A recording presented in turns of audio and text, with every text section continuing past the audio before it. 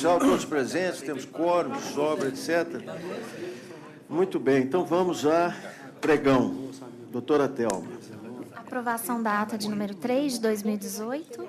Submeta a ata, a egrejo órgão, aprovada, etc. Processos com inscrição para sustentação oral, item 2, recurso administrativo 183/2018, relator excelentíssimo desembargador José Marlon de Freitas, recorrentes Abelardo Flores e outros, recorrido desembargador presidente do tribunal, impedidos excelentíssimos desembargadores Júlio Bernardo do Carmo e Marcos Moura Ferreira. Inscrito para sustentação oral, Dr. Vitor Germano Piscitelli, Alvarenga Lana, pelos recorrentes. Só um minutinho, porque a ilustre procuradora está se referindo ao processo dela, que o Ministério Público do Trabalho é agravante que ela também está inscrita. Considerar a ordem de inscrição. Tá. Então, está muito bem.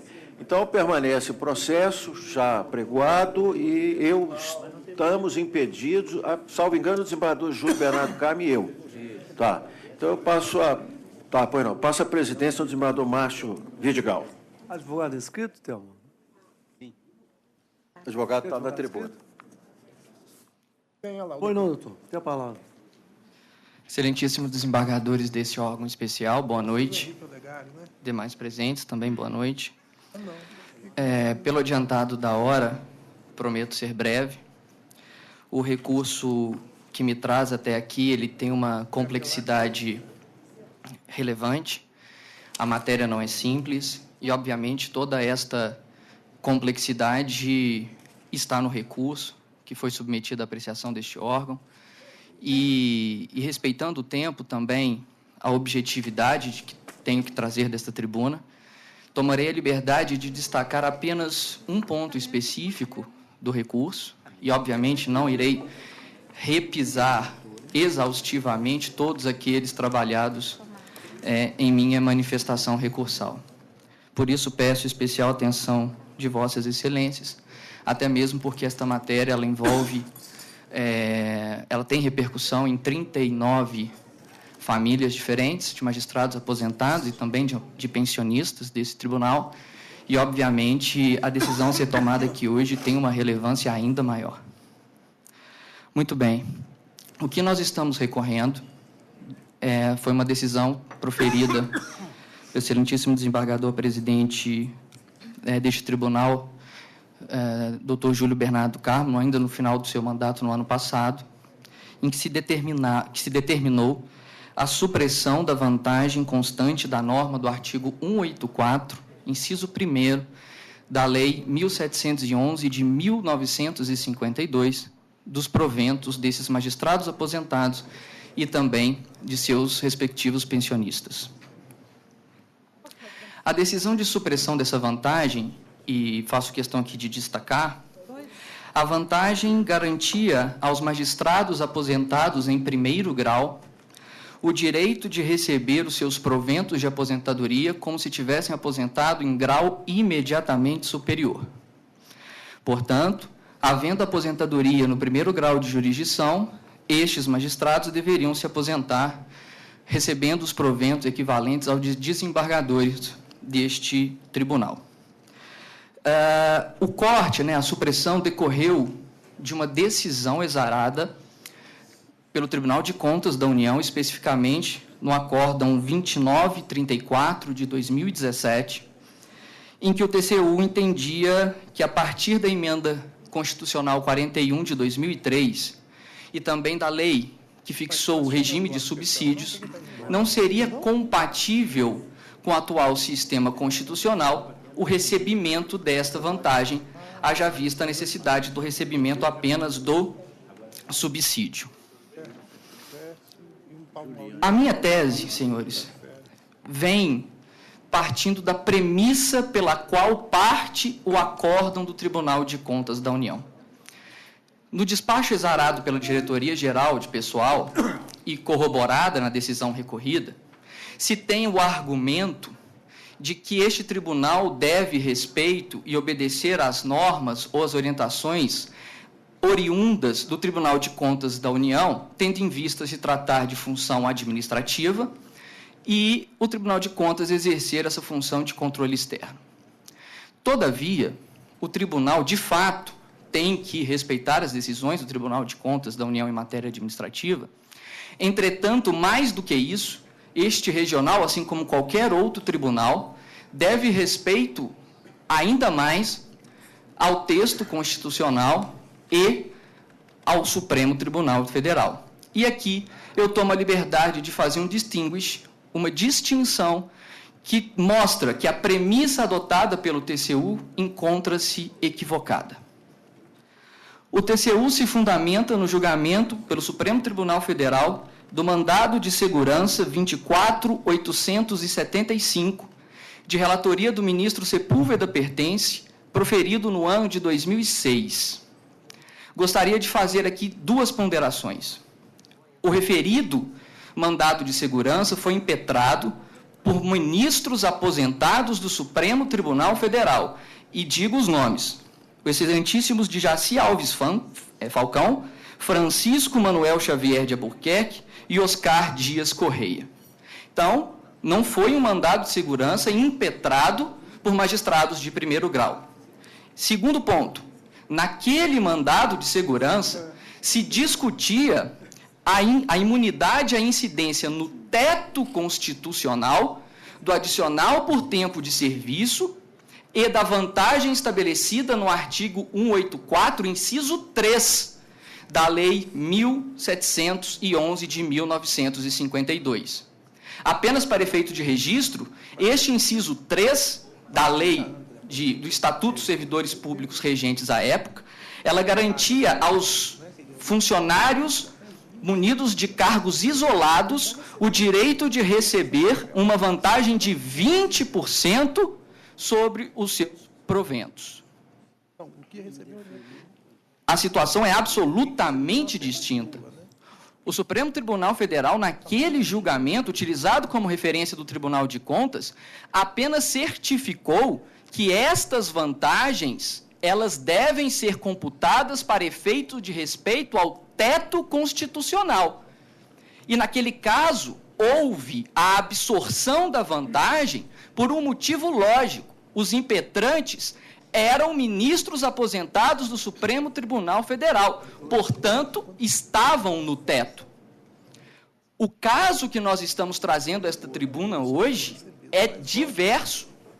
É diverso, primeiro, porque os recorrentes são magistrados aposentados no primeiro grau. E o que se impugna, na verdade, o que se defende, é de que o artigo 184, inciso 1, que lhe dá a garantia de recebimento de subsídio de desembargador, não foi afastado pelo Supremo Tribunal Federal no julgamento paradigma utilizado pelo Tribunal de Contas. Tanto é verdade, excelências, que recentemente, em 2017, o mesmo Supremo Tribunal Federal, por meio do mandado de segurança 32726 do Distrito Federal, adotou o posicionamento que corrobora com a tese do recurso, no sentido de que se deve respeitar a vantagem elencada no inciso 1 da Lei 1711. Tomo a liberdade e peço máxima vênia para só destacar um trecho pequeno, trazido à baila pelo ministro Luiz Fux, e abro aspas. A lei previa que ele se aposentaria de acordo com padrão superior ao dele. Ora, se ele se aposenta de acordo com padrão superior ao dele, este é o status de aposentado dele, que deve seguir durante toda a sua vida. E neste julgado foi invocada a súmula 359 do Supremo Tribunal Federal, dizendo que a lei de regência, à época da aposentadoria, deveria reger a situação destes específicos impetrantes. Este mandamus de 2017 foi impetrado por um juiz federal que recebia um subsídio de desembargador federal na condição de aposentado. E esta situação foi mantida pelo Supremo Tribunal Federal. Portanto, excelências, não estamos falando aqui de um direito adquirido a regime jurídico, Não. E faço questão de destacar. Mas há um direito adquirido ao recebimento dos seus proventos referentes a valores equivalentes à classe imediatamente superior. O que consigo interpretar do acórdão do Supremo Tribunal Federal, tanto de 2006 quanto de 2017, é em que em nenhum momento houve determinação de corte, supressão desta vantagem. Para finalizar, eu vou fazer aqui a menção a um trecho do voto do ministro Lewandowski, no recurso extraordinário 606-358, e chamo atenção especial para esse voto, porque foi o voto de desempate no mandato de segurança de 2006, em que ele disse: foi uma grande responsabilidade para mim, e eu justamente defendi a tese que foi majoritária, no sentido de que os magistrados que incorporaram aos seus proventos uma certa vantagem, na verdade, na época era o adicional por tempo de serviço, não a perdiam, apenas estavam limitados ao teto. E, periodicamente, quando esse teto aumentasse, tem 30 segundos eles já estou indo para a conclusão, eles perceberiam essa vantagem incorporada ao seu patrimônio jurídico. Portanto, o que o Supremo decidiu apenas é que as vantagens se submetem ao teto. E os recorrentes, data máxima vênia, eles não superam o teto constitucional. Por isso, requeiro o provimento do recurso administrativo, agradecendo a atenção de vossas excelências. Pois não. Com a palavra, o eminente relator, desembargador Marlon.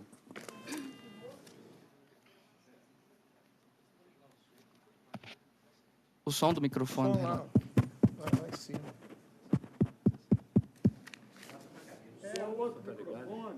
Estão vendo lá em cima?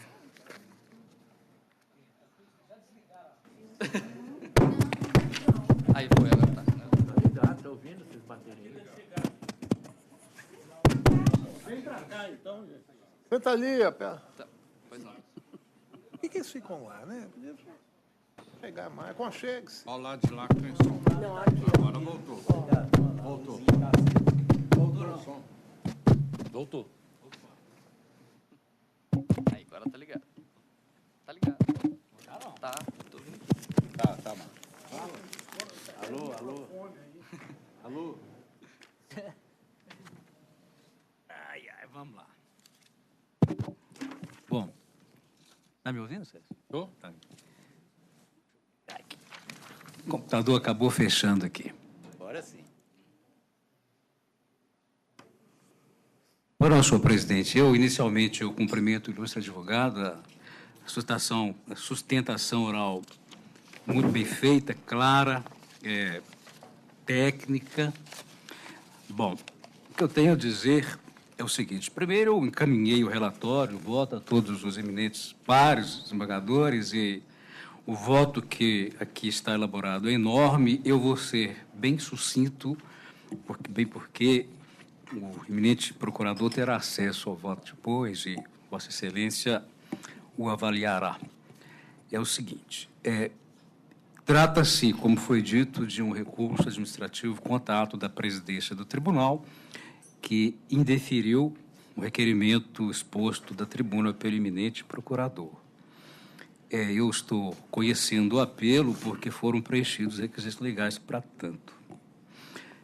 Há um pedido inicial de concessão de efeito suspensivo ao recurso, pedido também feito ao eminente presidente do tribunal, que proferiu a decisão hora recorrida, foi indeferida, e eu também entendo, na mesma linha, de se indeferir esse efeito suspensivo pedido, porque, em direito administrativo, a regra é que os recursos não devam ter efeito suspensivo, exatamente porque tratam normalmente questões graves e que encerram e que levam está em jogo o patrimônio público, e daí só excepcionalissimamente, é que se deve dar o efeito suspensivo, de modo que eu também entendo que não se deva dar esse efeito pretendido pelos recorrentes. Bom, tudo se iniciou com a concessão de uma aposentadoria, a uma pensão, a uma viúva de um magistrado aposentado. E, apreciando este processo de aposentadoria pelo Tribunal de Contas, o Tribunal de Contas constatou que teria ou que tem uma irregularidade na forma como estava sendo pago esta pensão. E constatada pelo Tribunal de Contas esta irregularidade, o Tribunal de Contas, então, determinou que o tribunal tomasse providências no sentido de corrigir o equívoco que o Tribunal de Contas entendeu que havia. Por mais de uma vez, ele recomendou ao tribunal que tomasse as providências para que a situação fosse corrigida, e, ao final, não tendo o tribunal corrigido que o Tribunal de Contas entendeu que estava errado, determinou a instauração de um procedimento que determinava a apuração de responsabilidade, a quantificação do dano, do erário, e, inclusive, a determinação de que se devolvesse os valores dessa pensionista à União. Em vista desta determinação do Tribunal de Contas, que era para aquela pensionista, o tribunal, então, a administração entendeu de estender esse procedimento em relação a todos os magistrados que estavam aposentados e tinham aquela mesma situação.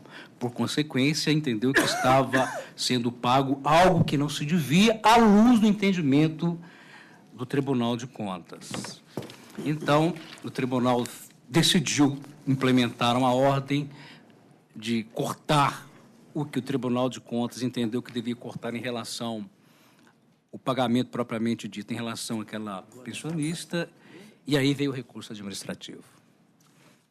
Trata-se, como foi dito da tribuna, de se tentar restaurar o pagamento integral da parcela do adicional que era pago com base exatamente na Lei 1.711, o artigo 184, item 1, que foi tocado da tribuna.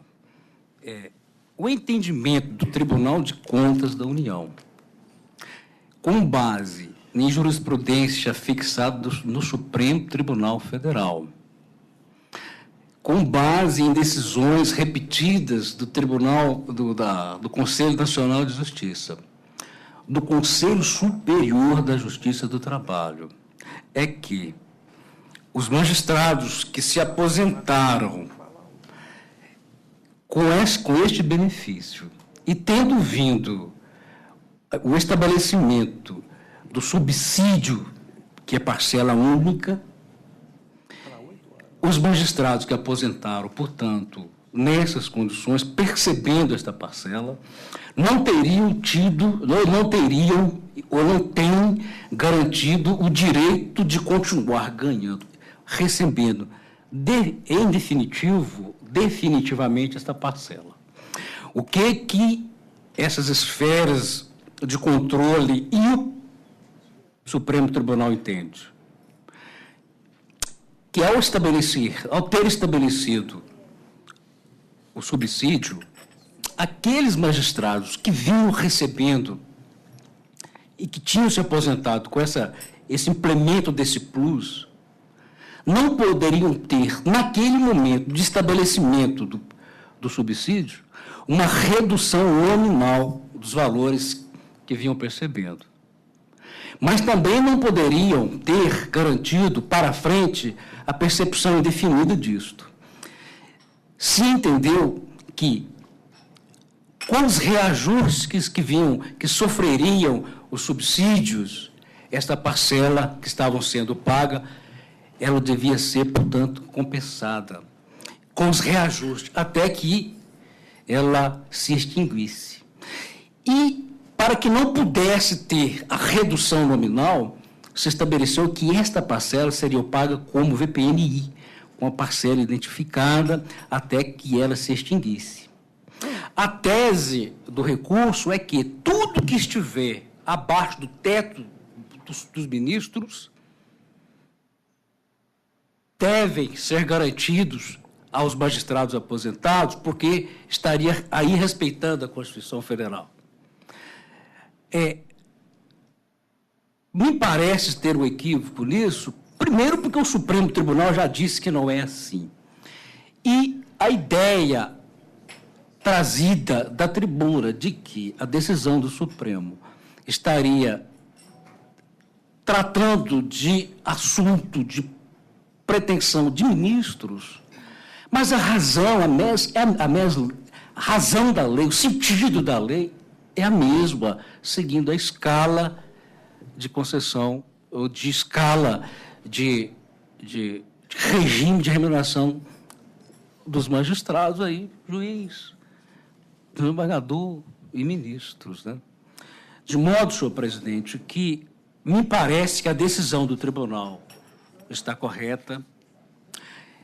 Me parece que o tribunal tomou a medida correta, bem porque, se não tomasse, o administrador fica sujeito à penalidade prevista em lei e que o Tribunal de Contas já diz que aplicaria ao administrador caso não se tomasse esta decisão em consonância com o acordo do Tribunal de Contas nesse sentido.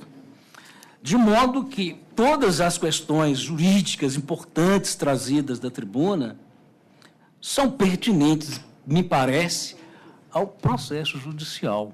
Não no âmbito do processo administrativo, em que o administrador está totalmente vinculado ao órgão de controle máximo, que é o Tribunal de Contas, que faz isso em conjunto com o Congresso Nacional, não é? De modo que eu, respeitosamente, compreendendo o problema que aflige todos os magistrados aposentados, pensionistas, pessoas que dedicaram a vida à magistratura, mas existe um regramento de ordem constitucional que o administrador público deve seguir, se não por convicção, mas por obediência, porque é assim que a lei impõe a quem tem a dura e árdua tarefa de administrar. De modo que eu conheço do recurso administrativo, eu nego provimento a ele. E, em atenção ao pedido formulado pelos recorrentes, determina a secretaria deste órgão julgador que efetue o cadastramento dos registros dos advogados indicados à folha 414, caso ainda não tenha sido feito. E só para terminar, houve no recurso a arguição de que teria havido uma decadência, não é? A decadência não existe porque esses atos de controle, esses atos de aposentadoria, de concessão de aposentadoria, de pensões, são atos complexos, né? Poderia até pensar em que tivesse para a administração do tribunal, mas para o Tribunal de Contas, que faz o controle a posteriori, nunca haverá nesse sentido, né? Aí, como são parcelas pagas repetidamente, isso vai renovando sempre, né? É o meu voto, senhor presidente. Pois não. A divergência? Eu proclamo que, assim que o órgão especial decidiu, anunciamos o voto do relator por unanimidade. Devolvo a presidência ao eminente desembargador Marcos. Pois não.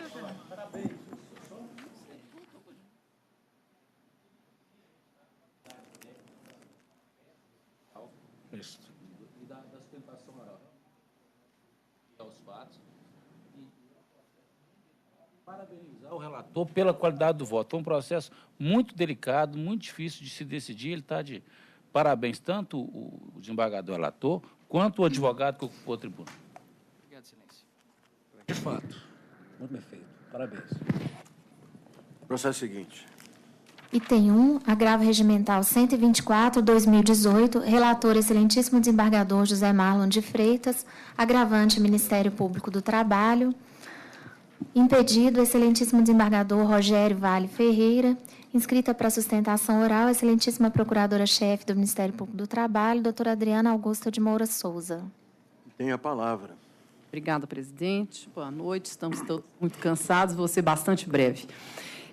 Trata-se de um agravo regimental em correição parcial E o fato ensejador da correção parcial e do subsequente agravo foi uma decisão tomada pela juíza do trabalho da Vara do Trabalho de Ouro Preto, doutora Graça Freitas, que é uma juíza extremamente diligente e afável, inclusive com o próprio Ministério Público, temos relações amistosas, então não é esse o caso tratado neste agravo, mas o fato ensejador foi que, em audiência, foi concedido um prazo ao MPT, independentemente de intimação.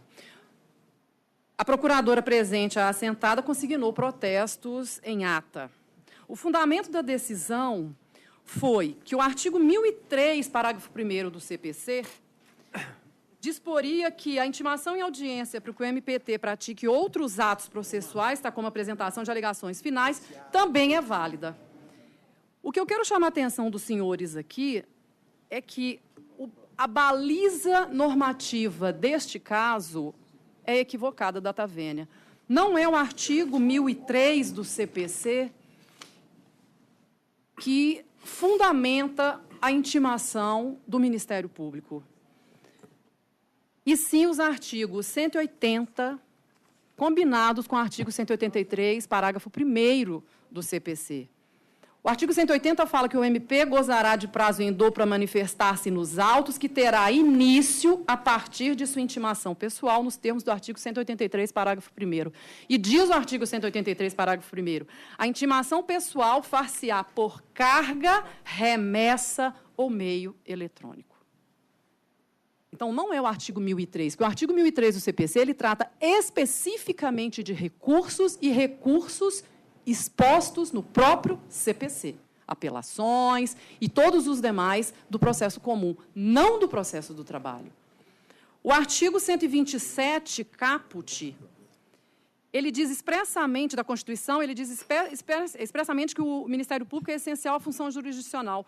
Então, o MPT é instituição pública de relevância declarada na própria Constituição Federal.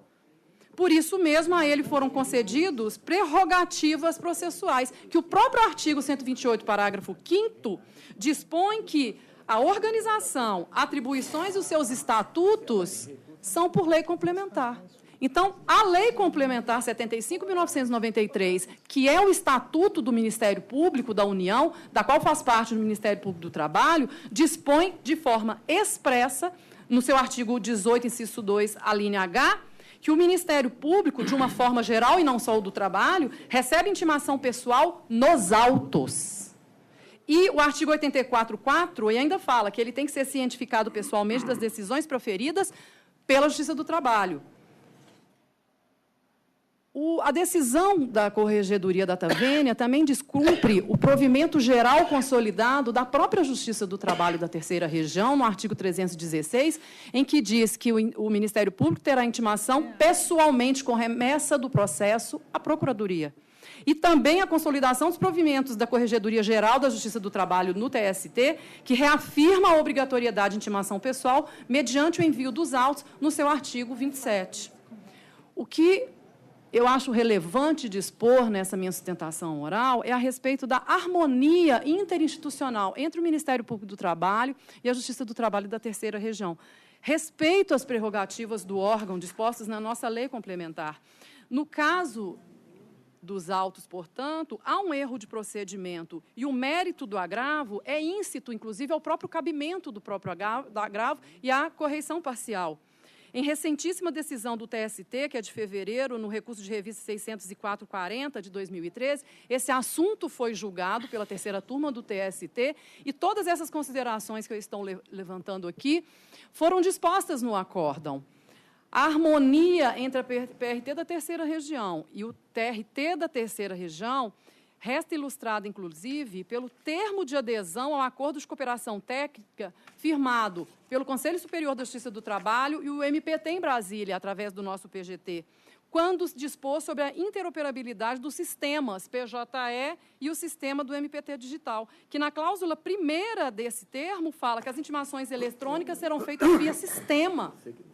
Então, nós hoje temos uma interoperabilidade para fins de intimação e ela não é simplesmente por causa de um privilégio da parte Ministério Público do Trabalho. O Ministério Público do Trabalho é uma parte especial do processo, sim, isso está declarado na própria Constituição Federal. E o termo aditivo, firmado em 2016, fala: permanece a obrigatoriedade de intimação do MPT. Então, em qualquer situação. Então, da mesma forma que ocorre aqui dentro na Justiça do Trabalho, há também a necessidade de distribuição do processo a um dos membros do MPT para manifestação judicial. A Constituição Federal, por exemplo, no artigo 129, parágrafo 5º, ela expressa ao consignar que a distribuição de processos do MP será imediata. Então, traduz-se, nesse caso, uma garantia fundamental do cidadão, do jurisdicionado, a indivisibilidade do Ministério Público. É a garantia de impessoalidade do MPT. Portanto, a necessidade de distribuição dos feitos naquela casa. Quem faz a audiência, participa de sessão de julgamento, não necessariamente é o membro procurador que fará os atos processuais subsequentes. Então, assim, a intimação é requisito essencial para se fazer a distribuição. Essa, sim, impessoal, a distribuição dentro do órgão, impessoal para um dos membros, que aí, sim, pessoalmente atua nos autos. Então, portanto, o Ministério Público requer o conhecimento do agravo e seu provimento para continuarmos tendo o mesmo zelo na prestação de serviço, porque os nossos processos são distribuídos para fins de manifestação. É em função disso que eu rogo a Vossas Excelências que nós não tenhamos uma disputa entre as instituições, porque a interoperabilidade está funcionando maravilhosamente bem e a intimação é extremamente célere, porque o Ministério Público sequer usa do prazo de 10 dias, quando da intimação, o processo chega, ele é imediatamente distribuído no órgão para fins de manifestação nos autos. Então, são essas as considerações que eu gostaria de levantar. Sim, pois não. Obrigado. Com a palavra, o eminente relator. Pois não, senhor presidente. Eu estou conhecendo do recurso. Entendo estar satisfeito dos pressupostos para tanto. Quanto à matéria discutida, propriamente dita, como todos tiveram acesso ao processo, em uma audiência na vara da cidade de Ouro Preto, processo em fase já de instrução, ao término de uma audiência, parece-me que foi a última, tanto que o processo está concluído para a sentença desde o dia 9 de abril. Eu entrei lá e vi isto. O processo está todo pronto para a decisão final. Em audiência, o juiz concedeu prazo para as partes pudessem fazer uma manifestação final. Nada com conteúdo específico, apenas uma manifestação final. E, estando presente o Ministério Público, o juiz entendeu que ele, ali naquele momento, estava sendo intimado da decisão. Contra esta decisão do juiz, uma decisão que eu posso dizer que é uma decisão, quase que um despacho em audiência, o Ministério Público entrou com a correção contra o ato do magistrado, e correção nós sabemos que visa corrigir um procedimento mal feito, um tumulto, botar a coisa no trilho. Me parece que não há razão para que se pudesse dar provimento ao recurso, não. Na mesma linha do entendimento da decisão do corregedor, da corregedoria, eu não acho que naquele ato específico tivesse havido desrespeito às prerrogativas do Ministério Público, não. Neste caso específico, pela razão que eu já disse. O processo já estava em fase final, o Ministério Público está lá, presente, carne e osso, melhor do que mandar algo virtual, mas estava lá, tomou ciência que era apenas para fazer uma manifestação e requerisse que quisesse de direito. Entendi que ele recebeu pessoalmente a notificação. E esse procurador, me parece, estava atuando no processo. Ainda que não fosse. Mas como não havia o conteúdo específico para fazer um ato que demandasse maiores diligências, entendo que o processo está em ordem.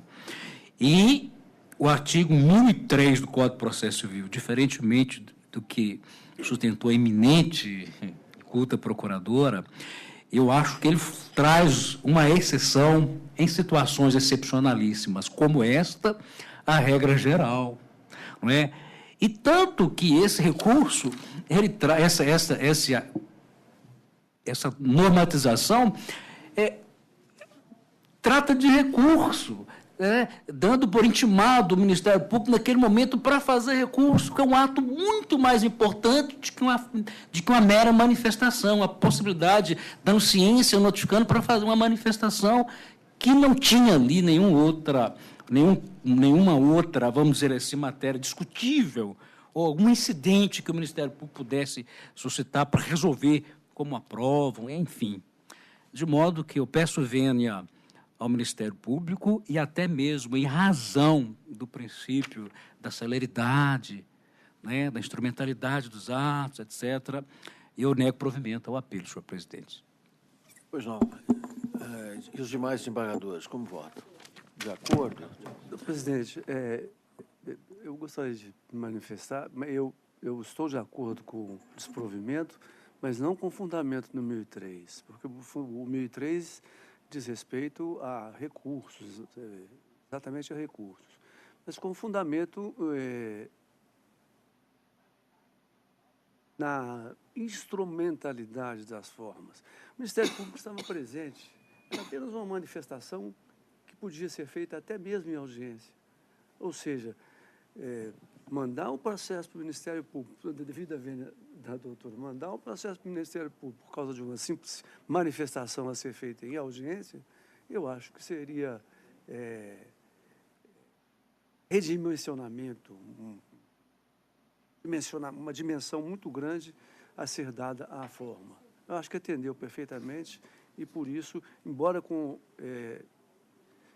fundamentos distintos, eu nego o provimento também.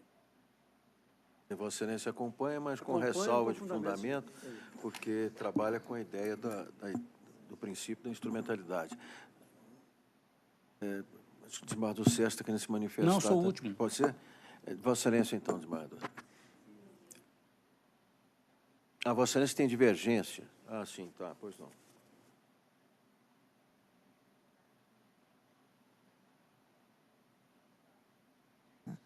A forma de intimação, há sim um erro de procedimento. Aliás, nós, nessa semana mesmo, lá na 11ª turma, nós julgamos um caso que envolvia o município, que era exatamente um não cumprimento dessa norma quanto à intimação do município.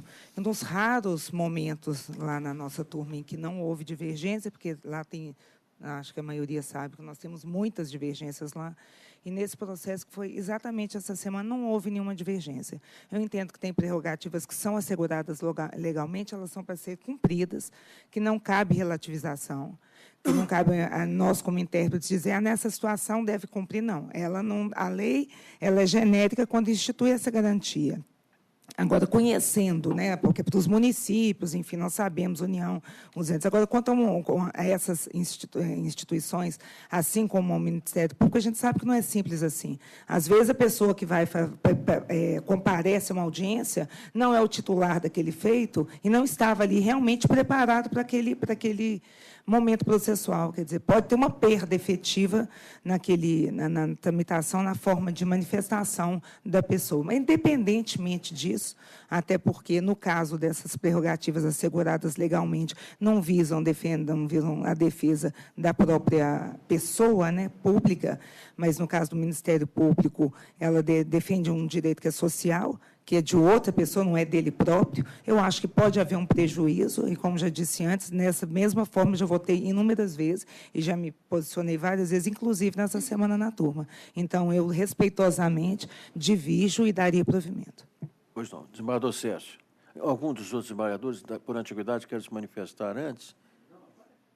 Deixa eu falar, né? Eu também gostaria de dizer que eu compreendo os fundamentos da desembargadora Juliana e me preocupei muito com essa questão de que é um Ministério Público do Trabalho uma prerrogativa que deveria, e por nós sempre observada e respeitada. Mas o problema me parece ser do cabimento né? As vias ordinárias, eu acho que elas continuam abertas se houver o prejuízo pela forma em que se deu a intimação em audiência. Então, por essa razão, eu estou acompanhando o relator. É a questão do cabimento, o erro de procedimento.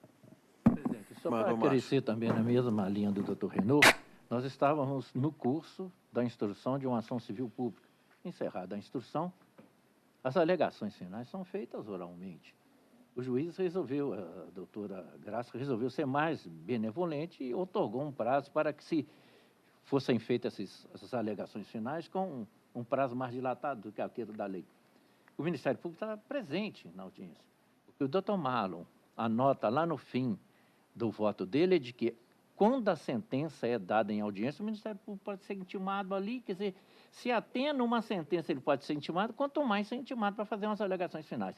Mas, de todo modo, eu acho que não era cabível medida correcional. Porque se eu estou no curso de uma ação civil pública e a juíza interpretou que ela não tinha que mandar os processos, se houvesse algum erro, foi erro injudicando, não erro improcedendo. O erro improcedendo desafia a medida correcional. O erro injudicando não, ele desafia o recurso ordinário. O Ministério Público podia recorrer e, como preliminar do seu recurso, pedir a nulidade da sentença para ser devolvido, para ter o prazo para poder fazer as alegações finais. Então, não era caso de medida correcional. Então, não seria cabível a medida correcional. Por outros fundamentos, então, eu estou acompanhando o voto do ilustre relator. Desembargador Sérgio.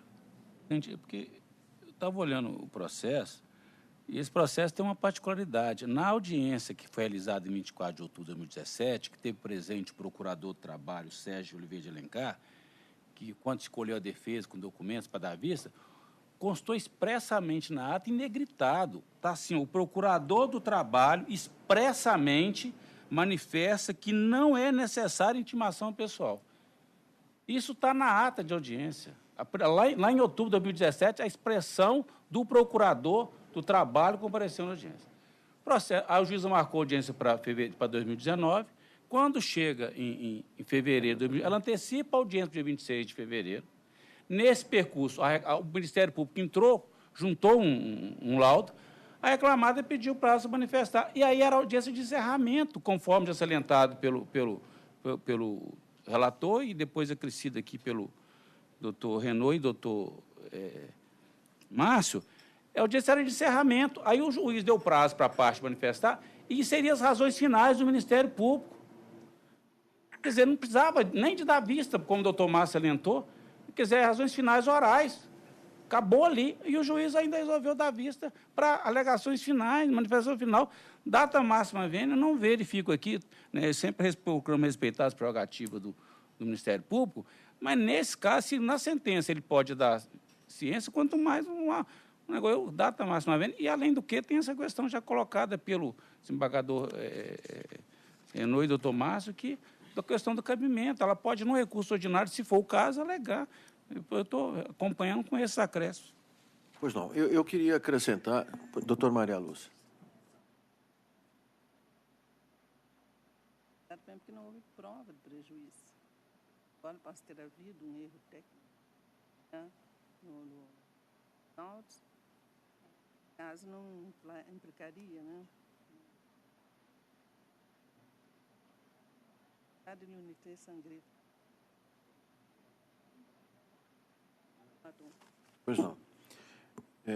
Bom, da minha parte, eu acompanho também o relator, mas eu faço uma ponderação. Esta norma do Código de Processo Civil, que é genérica em relação a todos os atores do processo, que envolve a advocacia pública especificamente, além da sociedade de advogados, os advogados, a sociedade de advogados. A norma foi minudente e numerou quantos sejam os atores possíveis que possam ser titulares de recursos, etc., inclusive o Ministério Público. Evidentemente que o legislador do Código de Processo sabe muito bem que a Lei Complementar 75 de 93 tem previsão específica sobre a intimação do Ministério Público. Mas eu não quero nem entrar nessa discussão. Eu acho que não precisa chegar nisto pela natureza do ato que se pretendia praticar. É um ato que, como juiz, eu acho até que não é caso, não estou fazendo nenhuma ressalva à atitude ou à conduta processual da juíza no caso, né? Da juíza, de ter determinado que se apresentassem, se quisessem, é claro, as razões finais. Isso não é o Código, não é no Código de Processo Civil, não é o Código de Processo Civil que dispõe a esse respeito ainda, pelo menos. Nós temos norma sobre a apresentação de razões orais. O processo e sua oralidade não mudaram a esse ponto, né? Esse princípio continua um princípio vigente na consolidação. Então, é um ato que se devia praticar, seja qual for a parte, inclusive o Ministério Público, fosse um advogado da advocacia pública e fosse quem fosse, isto é, esses titulares de interesses e direitos e, portanto, prerrogativas também, que são o Ministério Público em primeiro lugar, porque na Constituição ele figura como instituição essencial, não apenas a justiça, porque os advogados também são tão importantes quanto, mas para a defesa da ordem jurídica. Essa expressão, para mim, é mais importante do que a outra. Eu acho que aí é que está a grande missão institucional e constitucional do Ministério Público. Mas isso quando se trata, de fato, da defesa da integridade da ordem jurídica, que se aninha no processo e na relação processual. No caso, não havia motivo para que se mandasse fazer sustentação oral, razões finais no processo do trabalho, num processo de trabalho, por meio de peça processual, que se apresentaria depois. Então, eu acho que este é o motivo. Agora, tive dúvida também quanto à correção, se é cabível ou não é e tal. Continuo tendo, mas acho que poderia se ultrapassar isso, dizendo, olha, de qualquer maneira, o procurador que estava lá presente sofrera um prejuízo, porque ele teria que recorrer, mas apresentar de todo jeito as razões ali que ele achava que devia ser intimado para tanto. É discutível, mas eu superaria. O que eu acho problemático aqui é a questão do ato em si. Aquele ato não justificava que se intimasse o Ministério Público para, além da intimação que se operou naquele momento. Portanto, eu acompanho também com... Não são fundamentos diferentes, não, mas convergem para o resultado final, mas com essa ordem de considerações. O senhor presidente, até com a superação de Vossa Excelência dessa admissibilidade, eu até estou pensando aqui, daí eu vou pedir vênia, talvez eu divirja, porque se as razões finais deveriam ser orais e a juíza determina que elas sejam escritas, o Ministério Público, a partir desse momento, passa a ter o direito a uma intimação pessoal. Vocês acham que é o contrário? Aí eu... Entendi.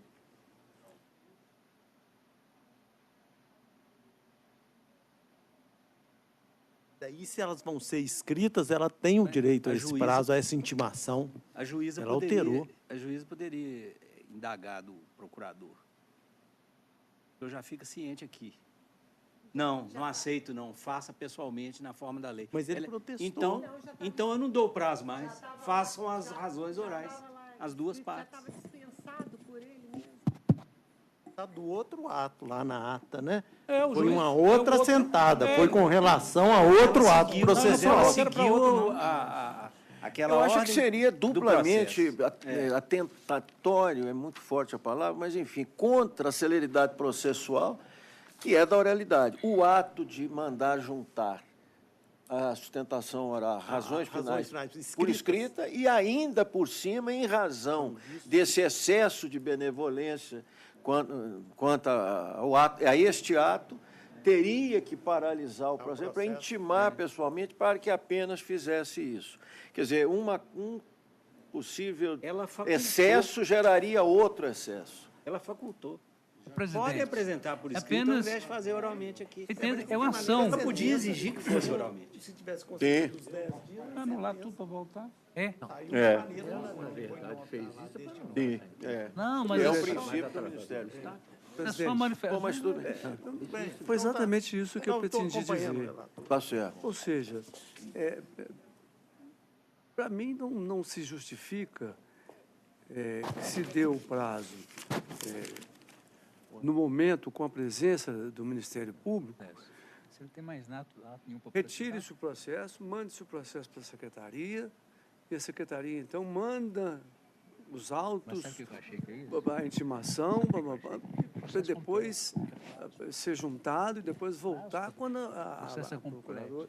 Está vendo? Quando a procuradora estava presente.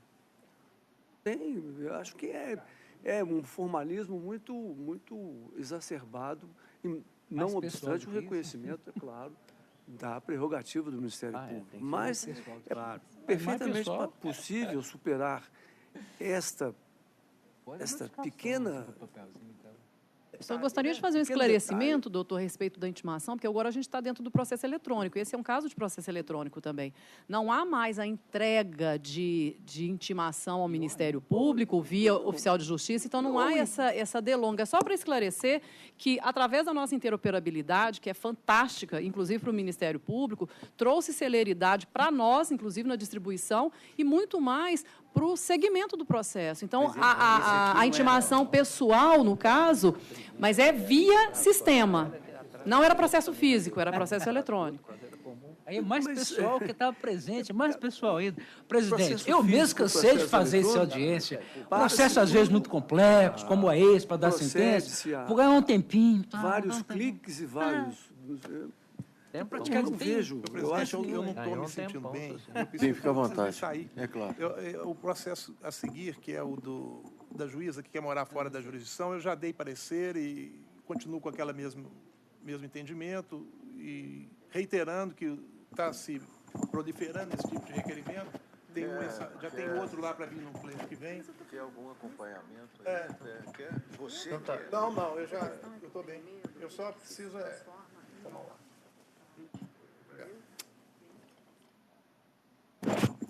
Bom, posso proclamar, então, né? Enfim, prevaleceu o voto do eminente relator, vencida a desembargadora Juliana Vignoli. E basta isso, porque o resultado foi esse. Pequenas diferenças de ponto de vista não foram relevantes. O processo seguinte. Terceiro processo com inscrição para sustentação, item 4 da pauta administrativa, matéria administrativa 235/2018, interessada a meritíssima juíza Carla Cristina de Paula Gomes, assunto autorização para residir fora da cidade-sede da sub-região, inscrita para sustentação oral a meritíssima juíza interessada. Boa noite. Pois não, doutora Carla. Senhor presidente, se Vossa Excelência me permitir, pela ordem, a juíza Carla Cristina de Paula Gomes, ela trabalhou comigo, quer dizer, eu que trabalhei com ela, eu gosto de dizer isso, né? A qualidade, tanto que ela foi aprovada em primeiro lugar no concurso. E eu estou achando que, e comentei isso com o desembargador Márcio, declarar minha suspeição, pois não será registrado, porque há essa ligação durante anos e anos no gabinete, um contato diário, então eu estou justificando e pedindo. Suspeição por foro íntimo? Pode ser? Por foro íntimo, por gentileza. Registrado, então. Doutora Carla tem a palavra. Sim. Excelentíssimo desembargador presidente Marcos Moura Ferreira. Pois não. Vice-presidente Márcio Flávio Salem Vidigal. Segunda vice-presidente desembargadora Lucilde.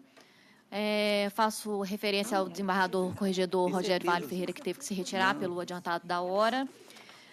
Vice-corregedor desembargador Fernando Luiz Neto. Demais desembargadores presentes e componentes do órgão especial. Doutora Procuradora do Trabalho. E doutor Renault, que se declarou suspeito por motivos altamente compreensíveis. Eu peço redobrada vênia ao entendimento já externado pelo desembargador corregedor Rogério Vale Ferreira com relação ao meu pedido de providências. E volto aqui nesse plenário, pela segunda vez. A primeira foi justamente no meu discurso de posse, em que, à ocasião, eu me dirigi não só a este plenário, mas como também aos jurisdicionados. E, no início do meu discurso, eu pedi vênia e fiz uma homenagem a uma das minhas colegas que passou comigo na ocasião, a doutora Daniele Brendolan, cuja mãe veio a falecer no interregno entre o resultado da nossa prova oral e a nossa posse. peço permissão para fazer essa referência, porque o meu pedido aqui, obviamente que objetivo e que foi feito com relação a uma instrução normativa deste tribunal, que tem uma regra alusiva ao domicílio do juiz, no caso, titular, na sede da região ou da sub-região onde ele atua e que foi estendido posteriormente aos juízes substitutos e juízes do quadro móvel deste tribunal.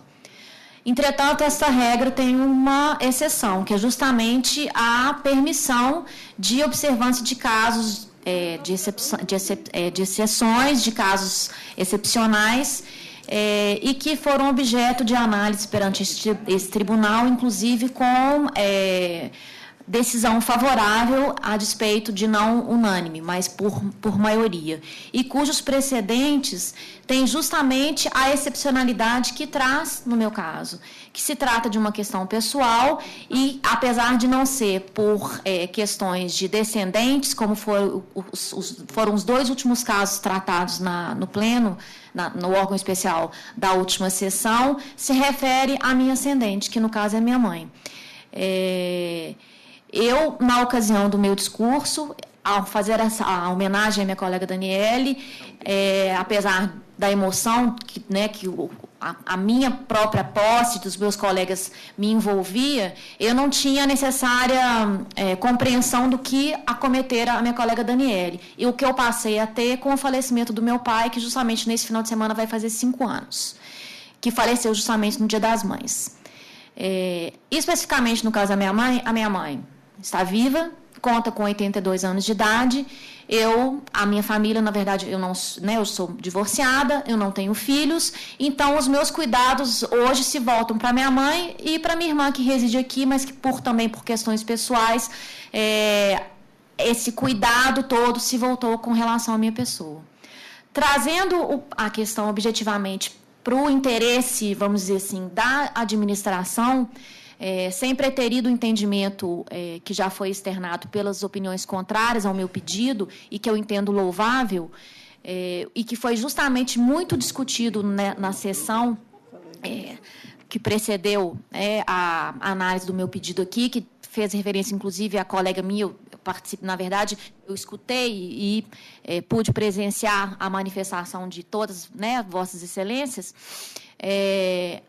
O meu pedido é justamente com relação a uma boa manutenção da prestação jurisdicional. Isso porque eu sou juíza do quadro móvel do auxílio da Zona da Mata. Pela minha antiguidade, eu sou a primeira.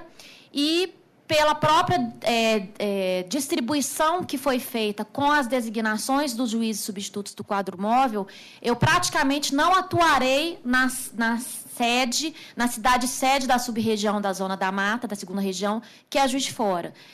Inclusive, com o edital que já foi publicado de demandas para este ano, a minha atuação vai ser em Barbacena, perante a 1ª vara, onde eu estou respondendo atualmente, e, posteriormente, na vara de São João del Rei. O que eu acredito que vai ser uma realidade, talvez, nas próximas designações. Por quê? Porque a Juiz de Fora já conta com os titulares e, se não me engano, com 4 juízes auxiliares móveis, que têm atendido... auxiliares fixos, que têm atendido a demanda. Então, eu não vislumbro... a exigência da minha permanência em Juiz de Fora, de ter um domicílio lá, porque seria meramente formal. Eu não estarei atuando lá, em termos de designação, ou mesmo que o faça, isso vai ser eventual. E, na verdade, eu venho postular essa autorização do tribunal, até por uma questão...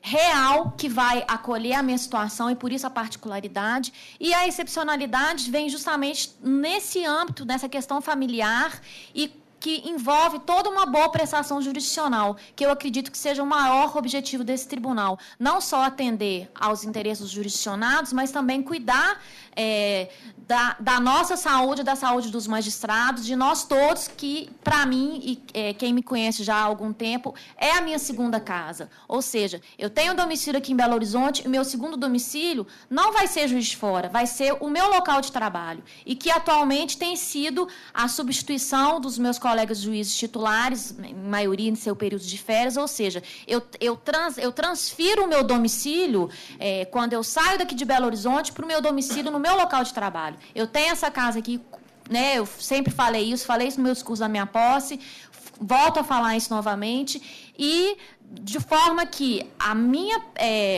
atuação, na verdade, a minha permanência na cidade sede da sub-região de Juiz de Fora seria meramente formal, meramente para se atender ao rigor, aí me permitam, frio do artigo, do caput do artigo 9º da instrução normativa, sem se vislumbrar a exceção. E que eu entendo que, se há uma exceção, é porque ela tem um motivo de ser. E é justamente nessa situação que eu peço redobrada vênia aos entendimentos contrários, inclusive ao entendimento do doutor desembargador corregedor, que já externou, né, novamente o seu entendimento, e peço o acolhimento pelos outros desembargadores componentes deste órgão especial para que me autorizem a manutenção do meu domicílio aqui, justamente para essa manutenção de um convívio familiar que, se permanecer em Juiz de Fora, vai ficar extremamente reduzido, e sendo que o fato de eu estar em Juiz de Fora não vai prejudicar a minha prestação jurisdicional, aliás, irá prejudicar a minha prestação jurisdicional, mas a minha manutenção aqui sim, sendo que eu já tenho previamente conhecimento de todas as designações. Neste ano, eu acredito que a minha atuação na cidade sede da sub-região será meramente eventual. E, se eu for, eu terei condições antecipadas de estar lá e de prontamente atender ao interesse dos jurisdicionados, como eu sempre fiz nesta casa. Muito obrigada, boa noite, obrigada pela compreensão. Obrigado, boa noite. Senhor presidente, pois não, o regimento é só para eminentes desembargadores do órgão especial, só para renovar aqui aquela manifestação do órgão especial anterior, porque a sua excelência, a doutora Maria Laura, não estava presente, e assim, para afirmar o posicionamento da Matra exatamente em relação aos juízes substitutos integrantes do quadro móvel. Existe a norma constitucional que prevê a residência na sede da jurisdição exclusivamente para o juiz titular. Mas não queremos desconstruir, mais uma vez reafirmo, desconstruir a instrução normativa elaborada pelo tribunal. Mas é uma interpretação, efetivamente, mais consentânea com a realidade atual e que vai atender, efetivamente, ao interesse público e ao interesse dos magistrados que integram o quadro móvel. E, depois da sessão do órgão especial anterior, eu peço licença para invocar aqui, que poderia ser ajustado aqui ao caso, a Lei de Introdução às Normas do Direito Brasileiro e a disposição que foi incluída pela Lei 13.655, que tem a seguinte disposição: a decisão administrativa, controladora ou judicial que estabelecer interpretação ou orientação nova sobre norma de conteúdo indeterminado, imprimido novo dever ou novo condicionamento de direito, deverá prever regime de transição quando indispensável para que novo dever ou condicionamento de direito seja cumprido de modo proporcional, equânime e eficiente e sem prejuízo aos interesses gerais. Por que da invocação dessa norma? Porque na sessão passada, e nós tivemos a oportunidade de entregar memoriais para alguns desembargadores, foi invocado muito a questão da excepcionalidade, que é um conceito aberto. O que seria essa excepcionalidade? Que é efetivamente esse conceito indeterminado que a norma aqui menciona. Eu acho que nessa interpretação, então, é o que se deveria fazer, e aí reafirmo, é dar a oportunidade, então, no caso concreto, de que se autorize esse magistrado que tem o interesse em morar fora da sede da jurisdição, e, no caso concreto, verificar se há algum prejuízo, e se ele enquadraria ou não, então, nesta excepcionalidade, para autorizar a atuação nas condições que está sendo pretendida aqui. Esse é o posicionamento da Ana Matra, eu agradeço mais uma vez, e eu quis fazer o registro só por causa porque a doutora Maria Laura não estava presente na sessão. Pois não, está certo. Muito obrigado. Nós agradecemos também. Eu peço licença para começar a colher votos pelo desembargador Fernando Rios Neto, vice-corregedor. Eu vou manter a minha posição da sessão passada, só para resumir, entendendo que, nesse caso também, há justificativa para mim, suficiente de caráter pessoal. Não acho que isso atrapalhe a jurisdição do tribunal, porque a pessoa atuar na Zona da Mata, em qualquer desses municípios, né? A convocação dela, que está prevista para esse ano ainda, é São João del Rei e Barbacena. Ainda que fosse nas demais, Ubá, Cataguases, eu acho que não faz diferença se ela sai de Belo Horizonte para ir para lá, substituir, ou se ela sai de Juiz de Fora. Agora, no lado pessoal, realmente implica em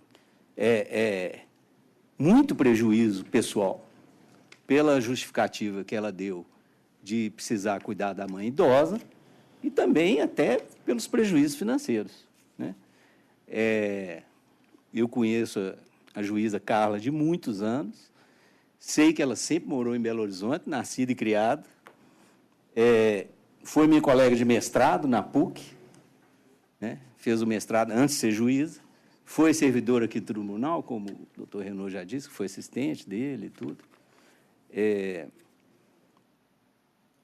Agora, obrigá-la a ir morar em Juiz de Fora, que ela nem juíza titular é.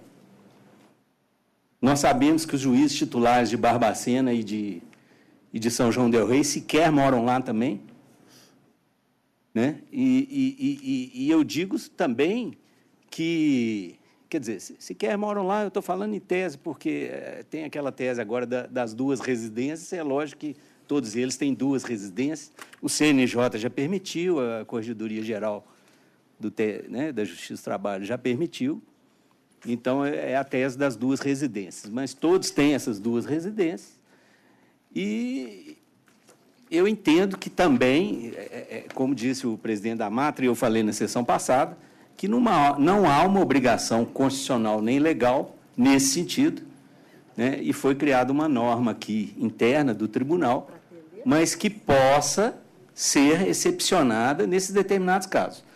Quando o corregedor disse aqui, e nós já conversamos sobre isso, né? Ele falou que antes de sair, que ele acha que vai haver uma proliferação, eu não acho que vai haver uma proliferação. Eu acho que vai haver pleitos baseados em necessidades pessoais. E a gente vai examinar cada pleito. Logicamente, se for uma sub-região lá do norte de Minas, né, onde morar em Belo Horizonte seja, às vezes, muito, muito longe, né, uma distância muito grande, a gente pode até indeferir. Eu acho que tem que ser analisado caso a caso.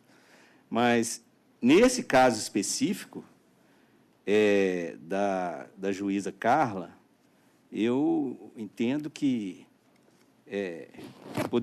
seria muito mais prejudicial fazer com que ela tenha uma residência em Juiz de Fora, onde ela não tem atuado, onde ela provavelmente não vai atuar, porque lá tem os auxiliares fixos, né?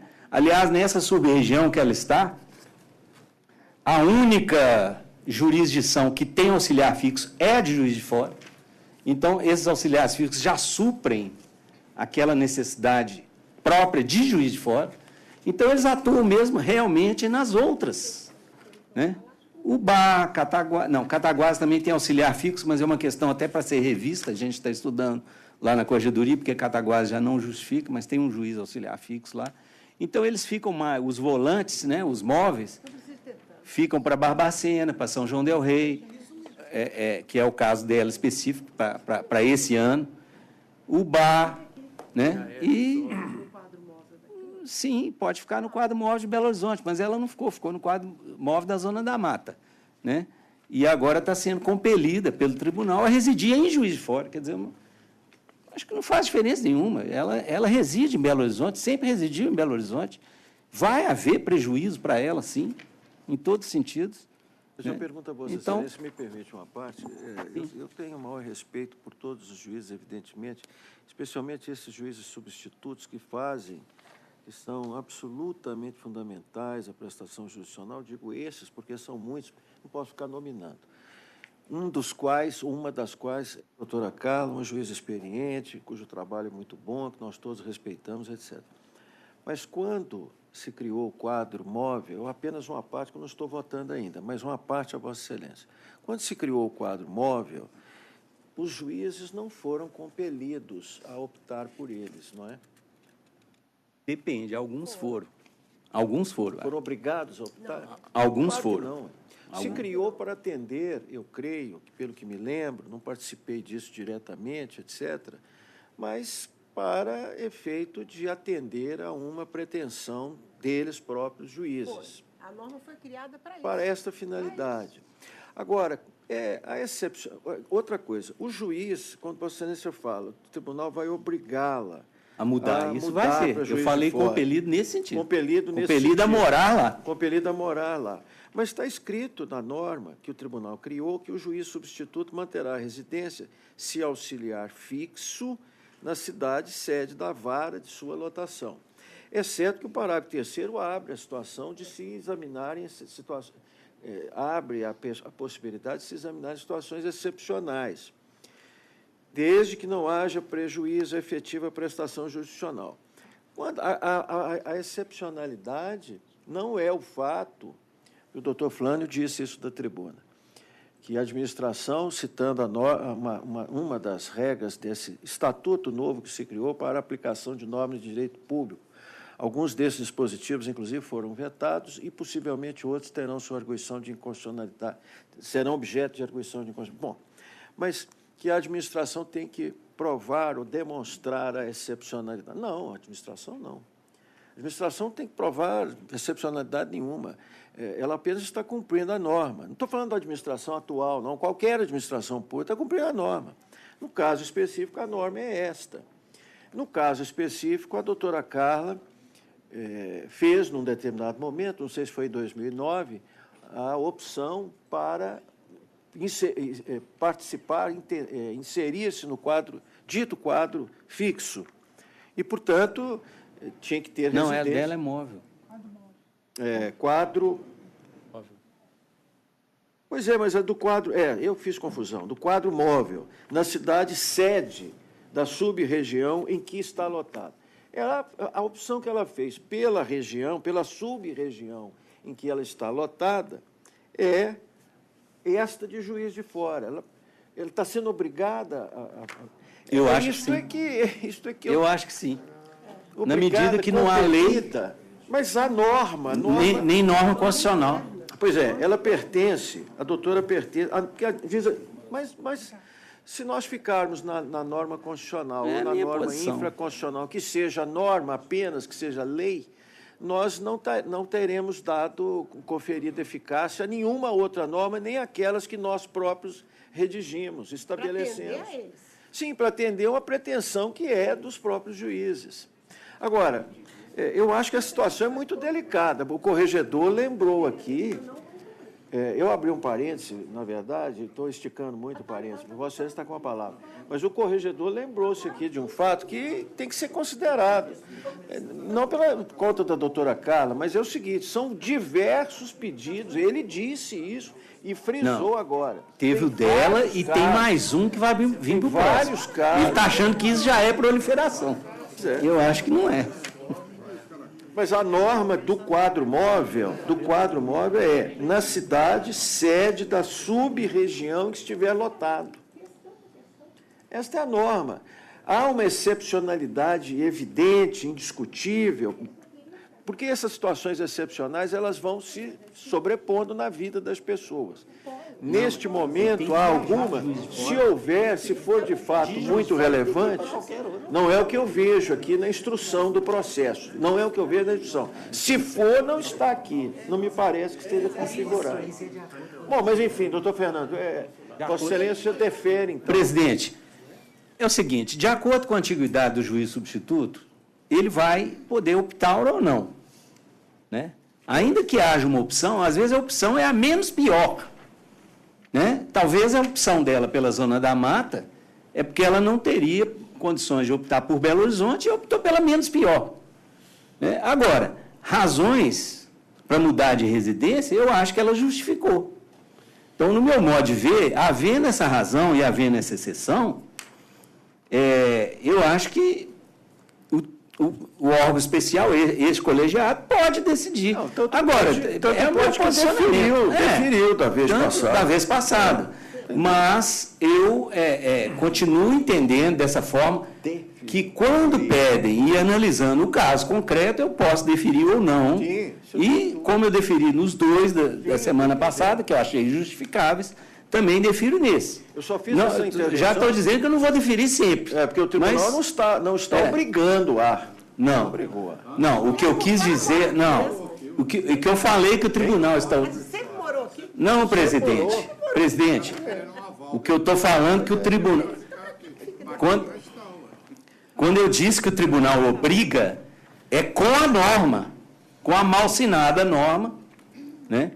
Que eu até já me dei a mão palmatória, que na época eu não prestei atenção nessa questão do quadro móvel, porque quando eu fiz concurso para juiz substituto do trabalho, eu sabia que eu ia morar em Belo Horizonte, que eu ia atuar em qualquer rincão da terceira região, do estado de Minas Gerais. Tanto que eu fui palmenar e até hoje eu sou o juiz que fiquei mais tempo lá.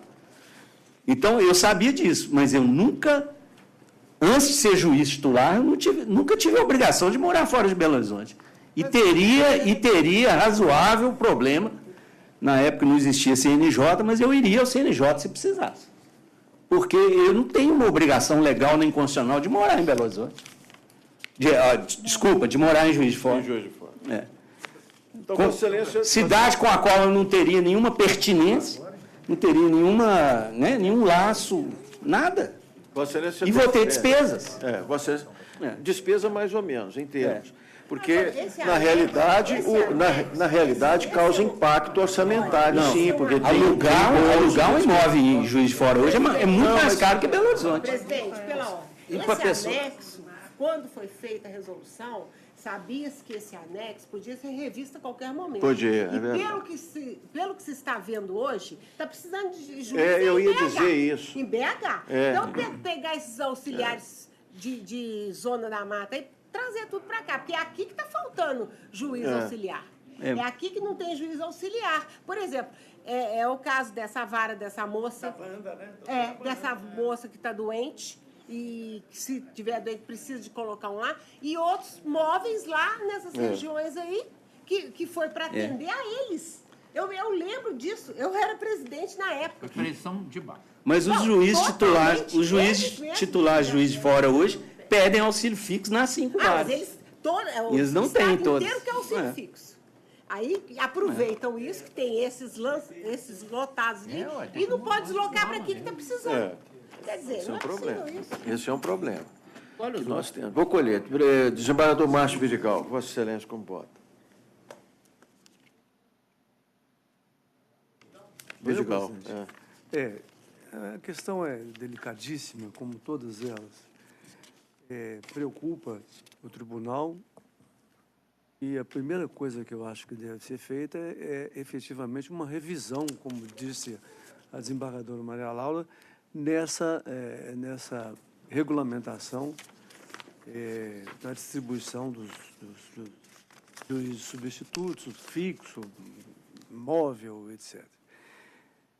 A excepcionalidade, aliás, o doutor Flânio falou isso da tribuna, isso é um conceito indeterminado. E conceito indeterminado, normalmente, cai na subjetividade do juiz. Normalmente. Excepcional. O que seria excepcional? A pergunta foi feita exatamente nesse sentido. E o que seria excepcional? Quais seriam os limites da interpretação para se dizer que isso é excepcional ou não? Cairíamos na convicção, na velha convicção, no decisionismo. Eu acho assim porque eu acho que é excepcional, eu não acho que não é excepcional.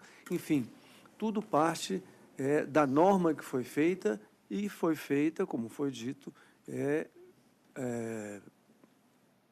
para benefício dos juízes substitutos. Senhor presidente, eu compreendo inteiramente o problema da doutora Carla, li o memorial, recebi a visita dela com o doutor Flânio, mas eu acho também que há uma norma que deve ser obedecida. Essa norma foi feita a requerimento dos juízes substitutos para que fosse aplicada a eles. Agora, todas as normas, a cada momento, não digo que é o caso da doutora Carla, mas a cada momento, como ressaltou o desembargador Rogério na última sessão do órgão, a cada momento vai surgir uma excepcionalidade. E nós vamos ficar aqui definindo o que é excepcionalidade ou não. A definir o que é excepcionalidade ou não, eu sigo a norma, eu sigo a regra. Então, portanto, com a devida vênia, com todo o respeito, eu indefiro. Pois não, desembargadora Lucilde. Bom, de fato, não há uma exigência constitucional da residência em se tratando de um auxílio móvel. O auxílio móvel ele é transitório em se tratando de juiz substituto.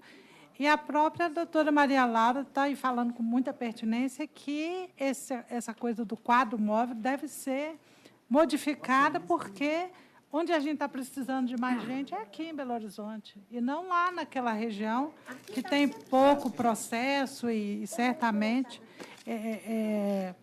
essa lotação não está servindo às necessidades da instituição.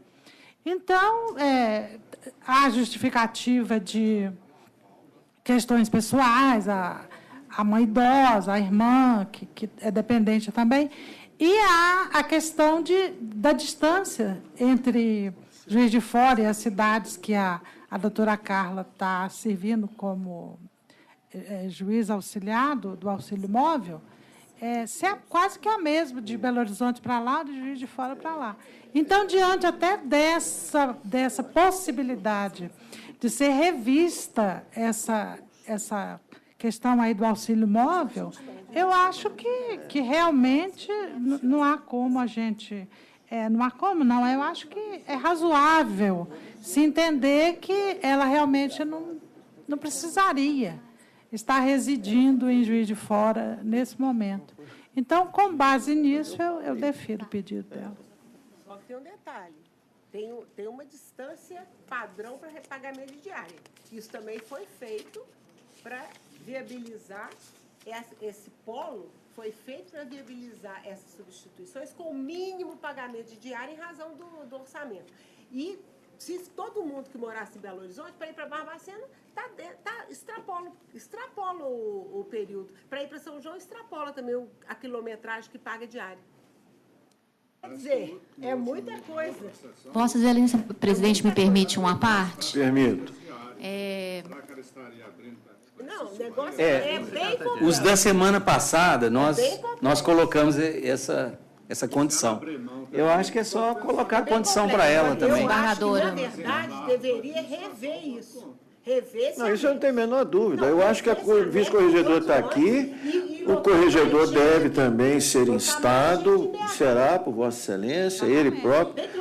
Eu acho que essa questão tem que ser objeto de reflexão. Doutora Carla. Só a título de esclarecimento com relação à questão das diárias, eu tenho conhecimento que o fato, quando eu for atuar em Juiz de Fora, porque, na verdade, eu não estou pedindo para eu ficar excluída da cidade sede da sub-região, tanto que as atuações do Singespa, regional, toda a atuação minha jurisdicional está vinculada à cidade sede da sub-região. E eu atuei há 2 semanas atrás lá a título de auxílio e não postulei diárias e nem vou fazê-lo ainda que eu atue lá 1 semana, 1 mês, porque o meu pedido não é esse. O meu pedido é de autorização para minha permanência aqui. E o meu deslocamento para as outras cidades nas quais eu já atuei, como, por exemplo, Muriaé, ou Ubá, ou Barbacena, das quais eu já posso me manifestar porque eu já tive experiência, todas me demandaram pernoite, independente de eu estar em Juiz de Fora ou Belo Horizonte. Então, isso não irá modificar. E, com relação a diárias em Juiz de Fora, obviamente que eu não postulei, nem irei postular, porque isso não é objeto do meu pedido, é justamente com relação à autorização. Mas é o que a doutora Maria, nós entendemos. A doutora Maria Laura levantou, eu entendo perfeitamente. Eu nem vou entrar na questão das diárias, mas tem o problema do ressarcimento de despesas de transporte. Esse existe. Tem impacto orçamentário, sim. É claro que tem. Porque estar aqui, se deslocar até Juiz de Fora, se for chamado a prestar jurisdição lá, É um problema de distância. Não, mas ela vai às expensas próprias. Hein? Não é o tribunal, não. Ela vai por expensas próprias. Eu sei, mas tem despesa de transporte. De transporte, não. Artigo 35 da resolução GP 01/2015. Eu só estou dizendo que existe despesa. Está previsto, reembolso. Não tem isso no pedido. Não tem no pedido. Não tem. Ela não é isso. O doutor Júlio quer saber se o pedido de Vossa Excelência é sem qualquer reembolso, sem qualquer despesa, na verdade. Com relação ao meu deslocamento para Juiz de Fora? Não. Seria o seguinte: só terá direito às diárias e reembolso considerando como se tivesse em Juiz de Fora. Seria isso. Que é o que a doutora Maria Laura falou, de Juiz de Fora para Barbacena não daria diária pela distância. Mas de Belo Horizonte para Barbacena autorizando ela a ficar em Juiz de Fora, vai fingir que ela saiu de Juiz de Fora. Seria considerando... A administração vai fazer uma coisa dessa? Não pode. Então é insolúvel. Por isso que também eu votei contra da vez passada. Ela teria que manter... Tem que rever. Como se em Juiz de Fora estivesse, claro. Bom, vamos continuar a votação. Desembargador Márcio Ribeiro do Vale. Presidente, da outra vez eu votei contra porque disse que nós temos uma norma, a norma foi estabelecida e que nós precisamos aprender a respeitar nossas normas. É óbvio que a opção foi feita com espontaneidade, com liberdade, ao alvedrio da interessada e não foi imposta pela administração. Juiz de Fora é uma coisa, quando ela atua em Juiz de Fora, ela não vai receber diária, nem pode, lá é a base dela, é a sede da opção que ela fez. Agora, a distância de quem sai de Belo Horizonte para ir a Buriaé, Cataguases, Viçosa, Barbacena, São João del Rei, é muito maior saindo de Belo Horizonte que saindo de Juiz de Fora. Juiz de Fora fica na faixa de 90 quilômetros, daqui a Barbacena na faixa de 170, já é muito diferente. Realmente é isso mesmo. Então, há uma diferença considerável. Né? Eu tenho isso aqui anotado. Eu não vejo como que a administração pode, na hora de pagar a despesa de transporte, na hora de pagar a diária, não, vamos fazer de conta que você saiu de Juiz de Fora, embora tivesse o órgão especial autorizado ela morar em Belo Horizonte. Não pode fazer isso. Vossa Excelência acertou porque morou em Barbacena e é de Juiz de Fora. A distância é 96 quilômetros, Vossa Excelência falou em 90, 96, e falou em 170, 171 quilômetros. Eu faço muito esse trajeto por isso, né? E sou de Juiz de Fora, então eu vou continuar mantendo o meu ponto de vista. A ilustre requerente esteve no gabinete conversando comigo, com o doutor Flávio, até falei com eles, eles me falaram que o doutor Valmori estava de férias, foi uma pessoa que votou a favor e outra tal, não sei se era conveniente essa matéria para ela até que entrar nessa sessão de julgamento, né? Porque eu vou manter meu ponto de vista de que nós precisamos rever essa norma, mas enquanto ela existir, eu voto com ela. Então, estou votando contra. Pois não, desembargador Luiz Otávio Renault. Não, desculpa, Vossa Excelência deu para o suspeito. Desembargador Júlio. Desembargador Maria Laura, Presidente, eu vou manter a norma. Agora, eu acho que deve ser revisto urgentemente, pegar esse pessoal que optou por outras regiões, que querem morar aqui, porque tem imóvel próprio aqui, sempre moraram aqui, a vida inteira. Essa moça foi servidora nossa. Quer dizer, nunca mudou daqui. A verdade é essa, nunca, jamais mudou daqui. Então, que fique no auxílio móvel daqui, onde nós estamos carentes. Mas não abriram as vagas ainda. Não, mas é só mudar aqui a norma. Não tem vaga, não. Mexer na norma, mas tem que ter cuidado. Não tem nada não, de mexer na norma, eu mexeria nisso. Mudar o anexo. E tiraria essa obrigatoriedade. É só o anexo. Eu acho que tiraria essa obrigatoriedade moral. É o que eles quiseram. Quadro móvel, o nome já diz, quadro móvel. Pois é o pleito deles, capitaneados pelo doutor Emerson, com o presidente da Matra, com uma comissão de juiz de primeiro grau, ficaram reunidos, aí reunia todo dia para resolver isso, porque é o estresse da viagem, é a distância que é menor, todo mundo quer ficar radicar no polo, naquele polo, que isso é importantíssimo para conviver com a comunidade, enfim, 1000 razões. Na hora que lota, todo mundo quer ficar aqui. Porque o filho que estuda aqui, que vai fazer a universidade, que está na Católica, que o outro quer isso, o outro quer aquilo. Então não é possível. Então volta para o estágio anterior. Todo mundo era lotado em BH, todos os substitutos, até ter uma vara fixa. Era quando Vossa Excelência fez concurso e quando a maioria fez. Mudou para não ter isso. Agora, o corregedor tem razão. Todo dia vem um pedido desse. Já teve juiz querendo morar em São Paulo, porque a cidade dele está mais perto de São Paulo do que daqui. Ah, não, mas, então, mas aí é aberração. Não estou falando de aberrações. Tem gente que tem Juiz de Fora que quer morar no Rio. Não. É muito mais perto do que morar em BH. Aí já são aberrações. Não é aberração. Aí porque aí vai mais para outra jurisdição, de outro TRT. É a mesma coisa. Eu acho que é a mesma coisa. Desembargador Júlio. Pois não. Se deu para suspeito. Trabalhou comigo, brilhantes.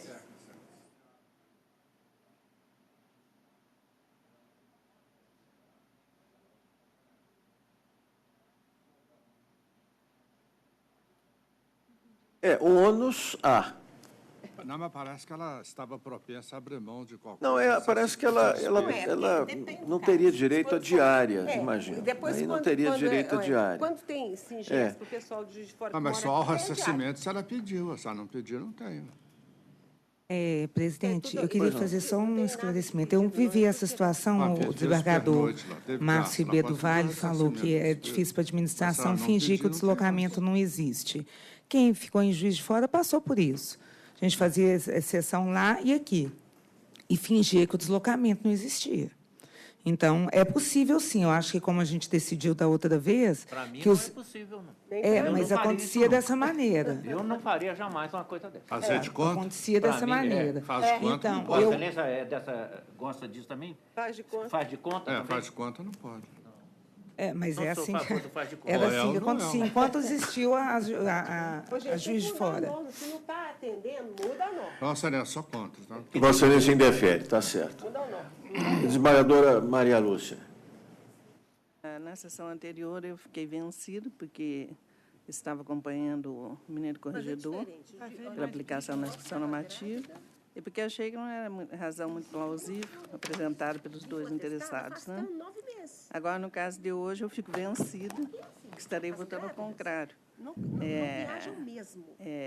Entendendo que, como não há uma disposição constitucional exigindo, e uma inscrição normativa que talvez já tenha vias de mudança, então que a juíza apresentou razões plausíveis para que seja demitida. Né? Vossa Excelência defere, se eu entendi bem. Desembargador Sérgio. Senhor presidente, na sessão passada, eu fui um dos desembargadores que votaram pela concessão até na linha que foi sustentada pelo vice-corregedor, que sustentou que deveria ser.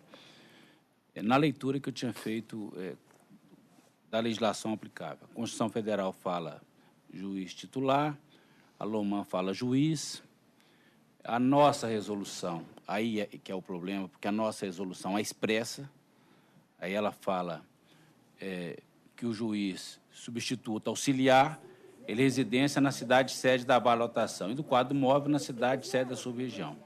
E, parágrafo 3º, em casos excepcionais, poderá ser concedida autorização para fixação de juízes fora da sede de lotação. Ok, desde que não haja prejuízo efetivo para a ação judicional, vocês examinam casa a casa. Na vez passada, eu votei, mas eu confesso que eu fiquei muito impressionado com as manifestações todas dos votos que ficaram vencidos.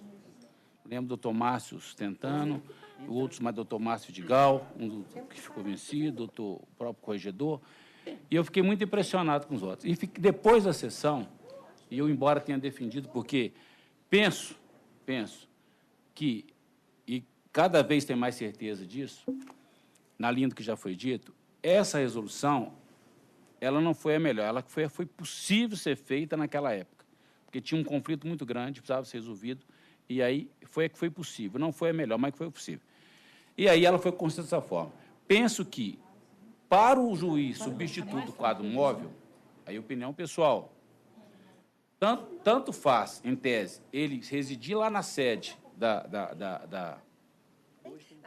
cidade, da subsede da região, ou ele residir em Belo Horizonte, porque ele bobe. Só que, para mim, não faz diferença, porque é diferente do fixo. O fixo fica na vara, o titular fica na vara. Ele não, ele cada lugar está cada semana, cada mês, ele está num lugar de acordo com o que for necessário, para cobrir férias, cobrir ausências, e assim faz. Portanto, ao juiz do quadro móvel, poderia, em tese, ele ficar em Belo Horizonte ou outra cidade próxima da sub-região. Não haveria dificuldade, desde que não estivesse comprometida a prestação adicional. Mas acontece que nós colocamos a norma e colocamos excepcionalmente. O que estava sendo excepcional, na verdade, está virando regra geral, porque cada magistrado chega aqui e tem um argumento, e que muitas vezes nós ficamos muito sensibilizados, todos eles. A própria magistrada coloca, tem uma mãe idosa, perdi meu pai há 5 anos, minha mãe precisa da minha assistência.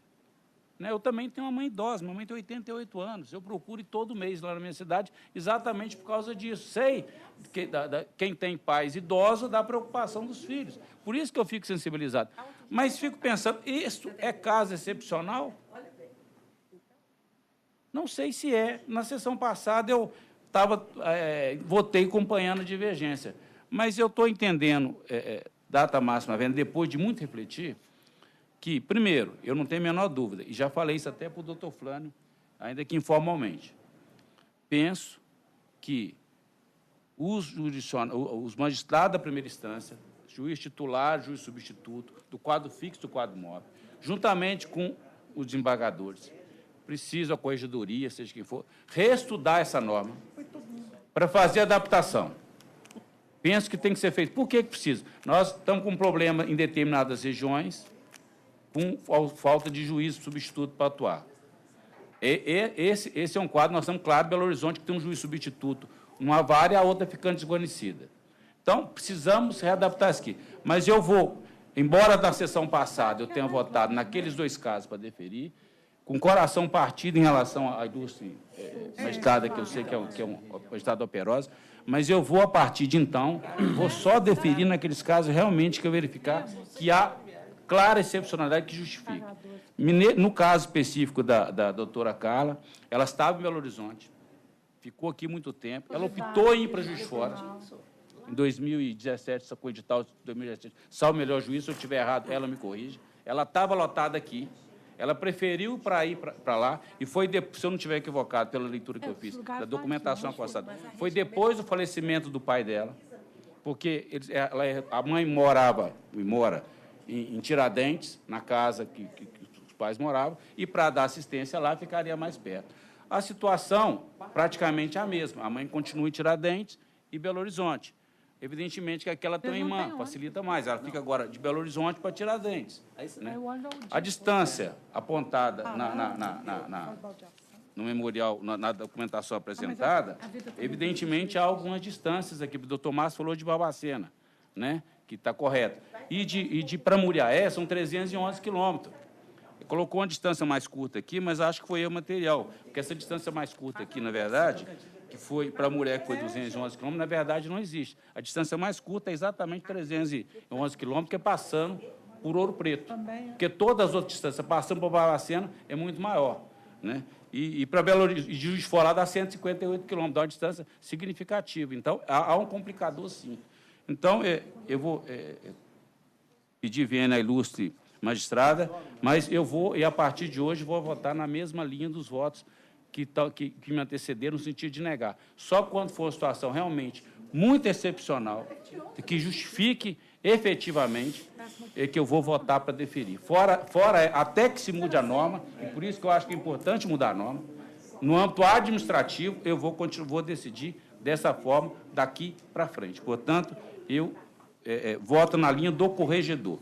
Eu nego. Nega, pois é, indefere. Desembargador Marlon.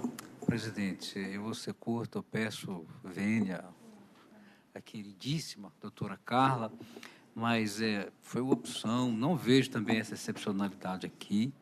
Acho que essa norma tem que ser mudada mesmo. Eu também estou refazendo o voto aqui, porque na vez anterior eu entendi que devia, etc., mas eu também vou respeitar o regulamento do tribunal e peço vênia e eu voto não, senhor presidente. Pois não, desembargador Juliano. Bom, no momento em que parece que é induvidoso e a maioria concorda que é questionável a conveniência da existência da própria norma, e por eu entender que a lotação dos juízes do quadro móvel na subsede não auxilia em nada a prestação jurisdicional, eu defiro o pedido. Defere o pedido, pois não. Então, qual foi o... 4. Mais 8. Não sei se ela já concluiu. Pois é, então, 8 indeferiram o pedido e 4 deferiram o pedido. Tem os nomes aí. Então, decidiu-se por maioria, indeferiu-se o pedido por maioria, vencidos os desembargadores que deferiram, né, constando o nome. Lucilde, Fernando Rios, Maria Lúcia e Juliana. Doutora Lucilde, doutor Fernando Rios, doutora Maria Lúcia e doutora Juliana Vignoli.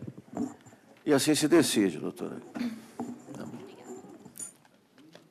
Muito bem, processo seguinte, então. Item 3 da pauta de processos físicos, recurso administrativo 926/2017, relatora, excelentíssima desembargadora Juliana Vignoli Cordeiro, recorrente Henrique Olegário Pacheco, recorrido desembargador-presidente do TRT, impedido, excelentíssimo desembargador Júlio Bernardo do Carmo, suspeito, excelentíssimo desembargador Emerson José Alves Lage. Pois bem, desembargadora Juliana Vignoli tem a palavra. Eu não estou impedido. O desembargador Júlio também atuou, né? Ele atuou também, tem uma decisão dele aqui, desembargador Júlio. À época ele era presidente, tem uma decisão dele aqui também no processo. Tá. Bom, é um pedido do servidor que foi afastado para exercício de mandato de vereador, e ele pleiteia o recebimento de adicional de férias e um terço de férias, a remuneração do período em que esteve afastado, 2013 2016. Salvo engano, ele nem pertence mais ao quadro, mas é um fato ocorrido anteriormente. Eu entendo que não perdeu o objeto, aí nós podemos discutir isso, se for o caso. Eu apresentei um voto em dois sentidos, o primeiro sendo a primeira opção indeferindo e a segunda negando e deferindo esse pleito de recebimento de um terço de férias. E no decorrer do tempo, enquanto eu encaminhei e até o momento, eu particularmente vou adotar a segunda opção, coisa que eu não faço. Eu realmente mudei de posicionamento a partir de uma decisão do Supremo Tribunal Federal, que ele aprecia no tema 484 como repercussão geral. Ele entende que é compatível o pagamento de terço de férias e 13º salário nesses casos. Então, eu fiquei muito na dúvida pelo fato de contar o tempo para todos os efeitos, se nós estaríamos tratando de interrupção do contrato de trabalho.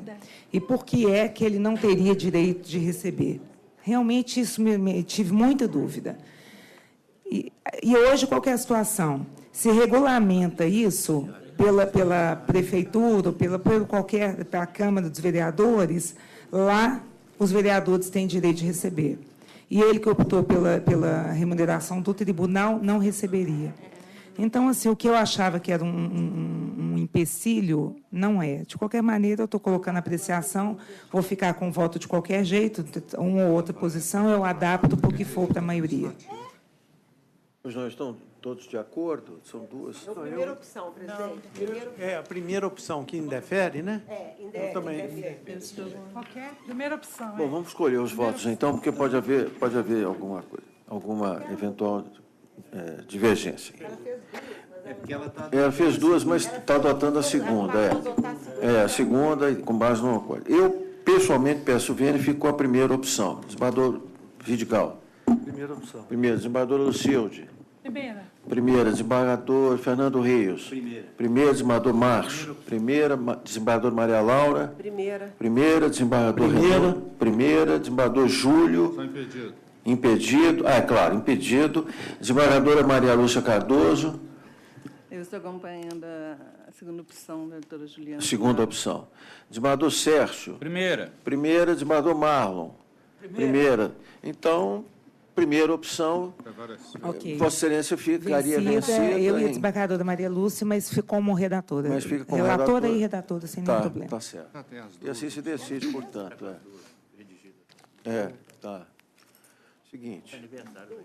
Matérias administrativas, só esclarecendo que o item 1.6 foi excluído relativo à convocação do meritíssimo juiz Rodrigo Ribeiro Bueno. Rodrigo Ribeiro Bueno, tá certo. Sim. Item 1, processo 188.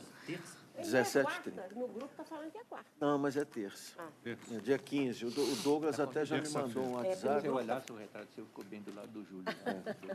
Eu estou bem acompanhado. Eu estava lá ontem. E aí? Autorizar a convocação de juiz titular de vara do trabalho para substituir no egrégio tribunal. Aprovado. Aprovado, todos de acordo. Item 2, matéria administrativa 204/2018, referendar a convocação de juiz titular de vara do trabalho para substituir no egrégio tribunal. Estão de acordo? Todos. Quantos juízes substitutos precisamos?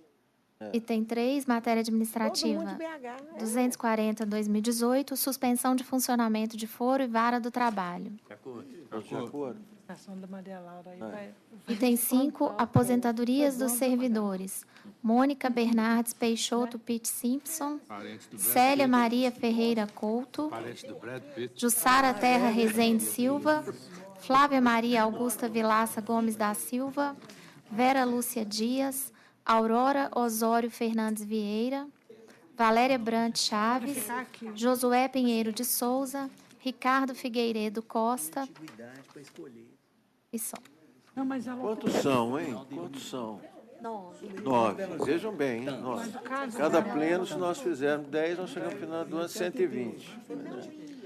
Eu queria, é claro, cumprimentar a todos os servidores que se aposentaram, como fazemos habitual e, sinceramente, serão oficiados, como de estilo também, mas quero fazer um registro atendendo a uma solicitação, não apenas do secretário-geral da Presidência, mas de todos os servidores da Secretaria-Geral da Presidência, em razão da aposentadoria da servidora Aurora Osório Fernandes Vieira. E eles pediram para fazer o registro porque ela trabalhou na Secretaria-Geral da Presidência por mais ou menos 30 anos. 30 anos. E, segundo o relato do secretário-geral, interpretando o pensamento de todos, uma servidora muito comprometida, engajada no trabalho, a bem da unidade, virtuosa, uma pessoa que torna o ambiente de trabalho mais alegre. Estou repetindo o que me disseram, mas que Vossa Excelência foi presidente do tribunal, desembargadora Maria Laura, desembargador Júlio, todo mundo conhece. Eles retrataram muito bem, não é? A maneira dela de ser, fizeram uma placa em homenagem a ela, entregaram no momento da publicação da portaria, agradecendo pelos anos de dedicada e atenciosa atuação no setor e ao tribunal. Perda para a equipe, mas todos admiram e parabenizam-na.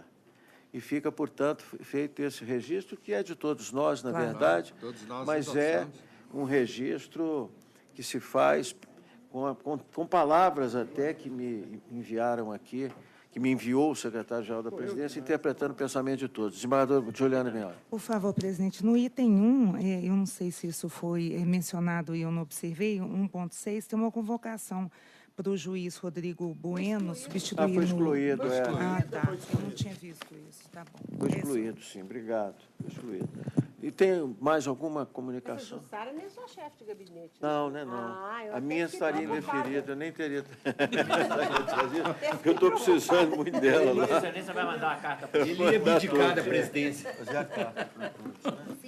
Está encerrada a sessão? Encerrada a sessão, muito obrigado a todos. E abdicar.